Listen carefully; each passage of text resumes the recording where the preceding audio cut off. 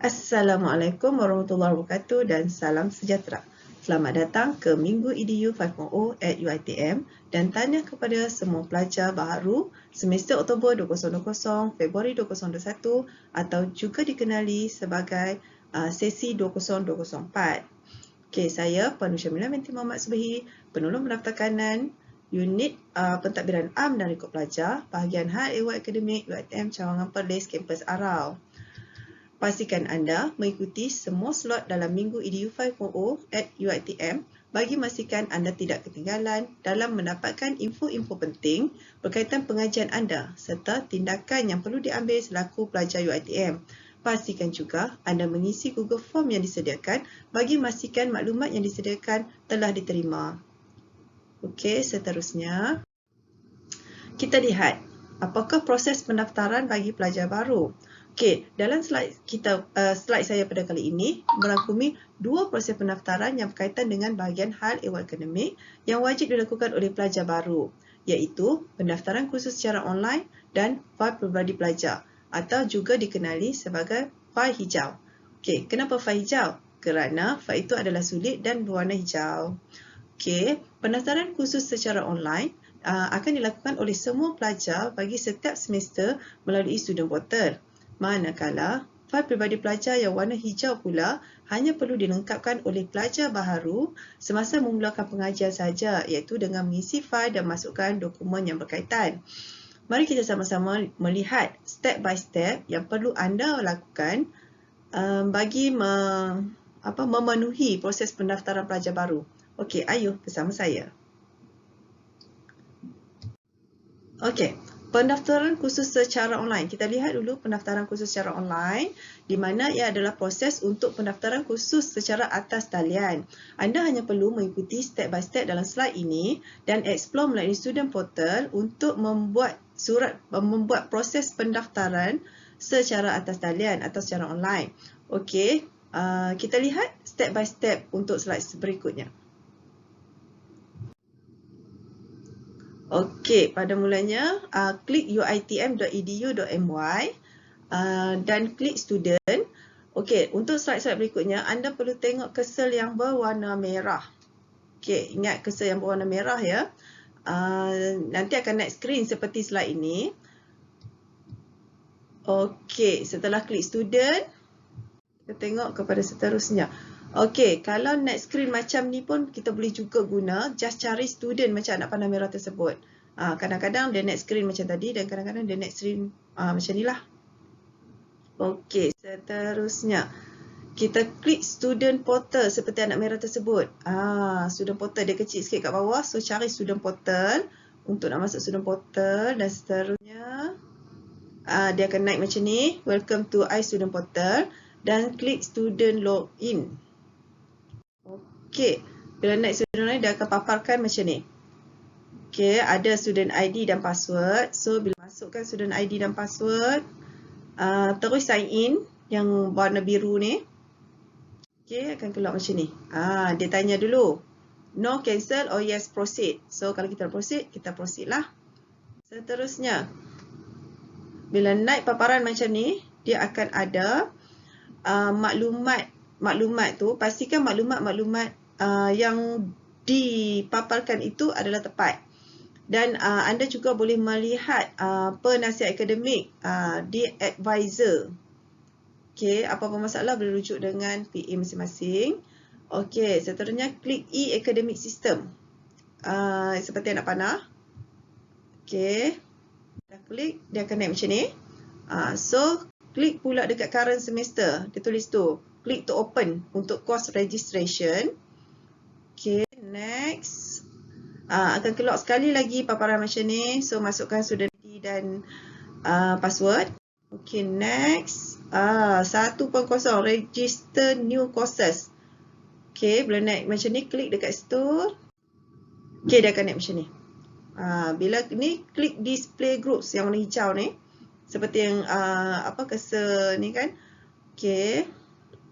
Pastikan memilih subjek-subjek yang berkaitan dengan pelan pengajian semasa. Okey, seterusnya bila kita klik satu subjek tadi akan naik, kalau ada satu grup dia akan naik satu saja. Kalau ada dua grup akan naik dua macam ni dan kalau ada tiga grup akan naik tiga grup. Pastikan anda memilih grup yang telah ditetapkan. Okey. Okey, setelah kita klik untuk register grup tu dia akan tanya sekali lagi. So baca semua, klik OK.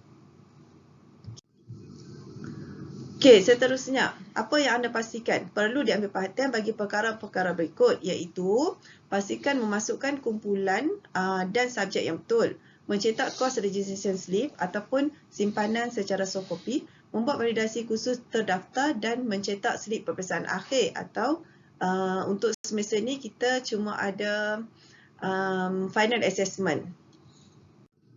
Okey, berikut adalah contoh course registration slip.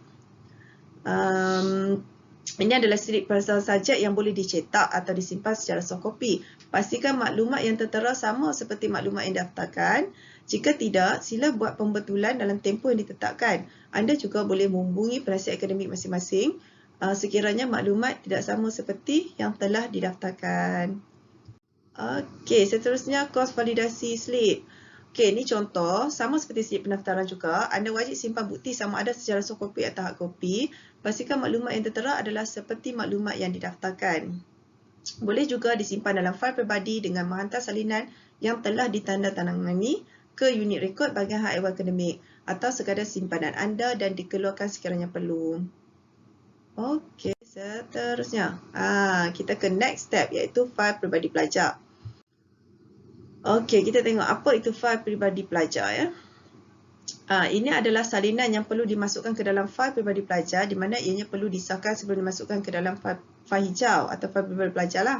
Okey, dokumen yang terlengkap boleh dipost ke alamat seperti yang tertera iaitu kepada unit rekod bahagian hak ehwal akademik UiTM Cawangan Perlis 02600 Arau Perlis. Okey, seterusnya. Ini adalah tindakan pelajar untuk penyediaan fail hijau. Tindakan ini adalah kepada pelajar yang berada di dalam kampus sahaja. Jika tidak, sekadar post dokumen dalam fail hijau mengikut turutan berikut. Yang purple ni saja. Alright. Ni dia bentuk muka hadapan fail hijau tersebut. Okey, fail peribadi pelajar atau lebih dikenali sebagai fail hijau. Okey, lengkapkan semua siapa yang ada di dalam kampus boleh datang ke pejabat dan membuka fail hijau mulai 7 hari bulan. Tapi kalau yang tiada dalam kampus, boleh melengkapkan semua senarai tersebut dan dipost ke alamat seperti yang tertera tadi. Okey, seterusnya, mohon susunan nombor secara menurun dan letakkan nombor di penjuru atas setiap dokumen. Yang mana nak post, boleh susun ikut susunan ni. Lepas tu boleh postkan dalam keadaan yang dah tersusun dan disahkan. Okey, lengkapkan mana sekadar makluman. Okey, ini adalah contoh-contoh dokumen yang diperlukan.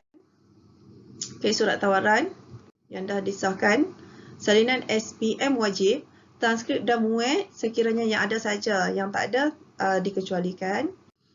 Okey, salinan kad pengenalan bapa, ibu, pelajar mesti ada disahkan, mesti ada salinan depan dan belakang. Lepas tu salinan sijil kelahiran juga sama, mesti ada depan dan belakang dan disahkan. Okey, borang maklumat pelajar baru, mohon lengkapkan dan masukkan dalam fail hijau mengikut susunan dokumen. Borang ni satu boleh di-print daripada sistem dan satu lagi perlu diisi yang akan di-upload dalam web UiTM Cawangan Perlis bersama-sama dengan salinan aku janji pelajar. Okey, salinan aku janji pelajar yang untuk simpanan pelajar perlu disimpan oleh pelajar dan untuk salinan UiTM perlu dimasukkan perlu dipost ke sini atau yang berada di sini boleh masukkan dalam fail hijau. Okey. Selesai untuk fail hijau dan juga pendaftaran secara online. Sekarang peringatan mesra kepada semua pelajar setiap semester. Mohon agar sentiasa alert atau peka dengan tarikh-tarikh penting merujuk kepada kalender akademik semasa.